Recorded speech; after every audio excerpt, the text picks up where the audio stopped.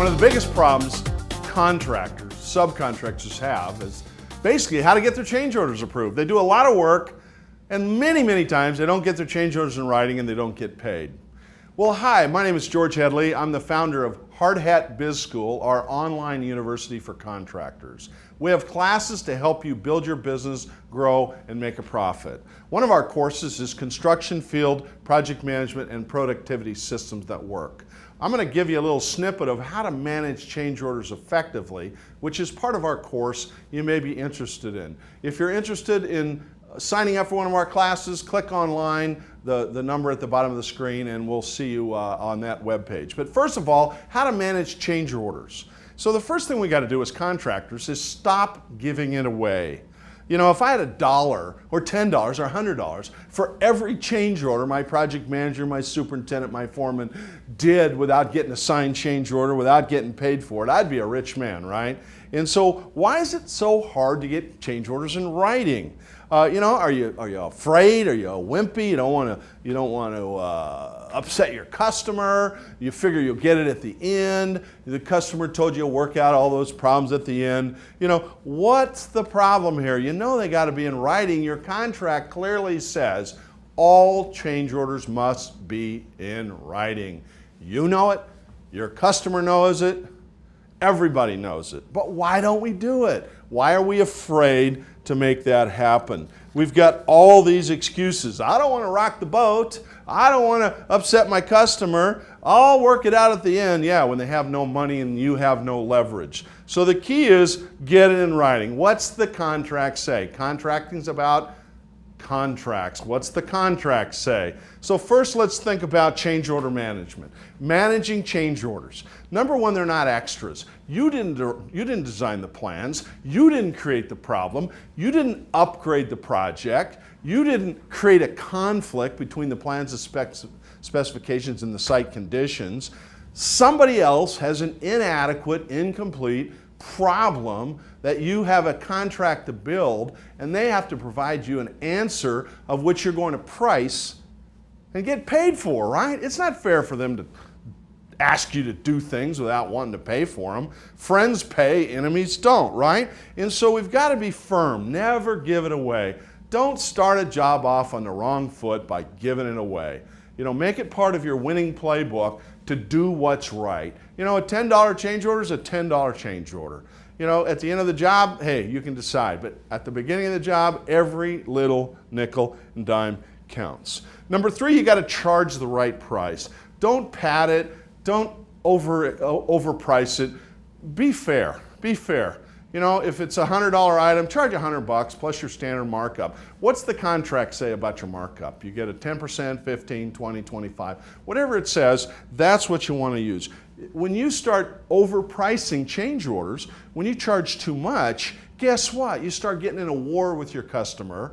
You start creating bad vibes. The customer thinks you're gouging them, and you're never going to be able to work things out at the end. So charge the right price. Number four, follow the contract. What's it say?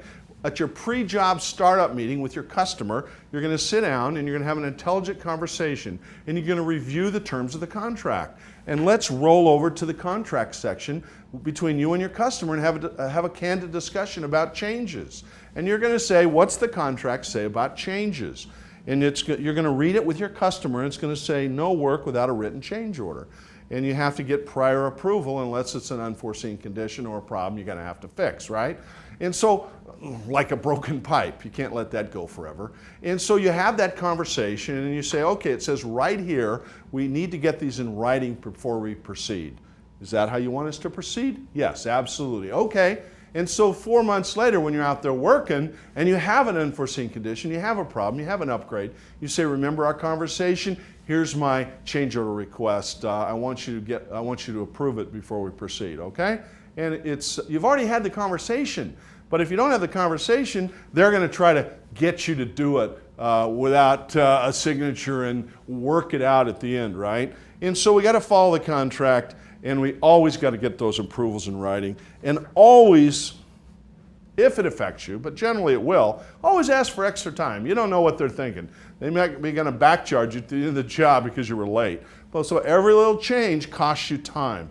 So we've got to have a standard field memo system to request change orders. I'll show you how to do that in our course, Field and Construction Project Management Systems. We'll go through that in detail. But you have to have a field management system, a standard cost breakdown, a standard delay clause request in your memo, in your change order request, and we've got to get that approved by the customer. And we also have to not forget all the costs. We don't want to forget all the costs. We want to have a standard cost breakdown for project management, for supervision, for accounting, all the little costs, general conditions, utilities, trailers, toilets, power poles, water, security, fencing, trucks, equipment, small tools, ladders, nuts, bolts, hardware, all the little things, temporary protection, barricades, insurance, and of course, overhead and profit. And so the main thing I'd like you to leave you with as we discuss change orders, and we will definitely cover it in much more detail in our course, is no wimps. No wimps. Don't be a wimp. Wimps don't ask for change orders because they're afraid. Don't be a wimp. At the beginning of the job, I want you to train your customers, review that contract, and talk about getting them improved in writing. Don't be a wimp. Train your customers. Remember, no notice. What does the contract say about notice?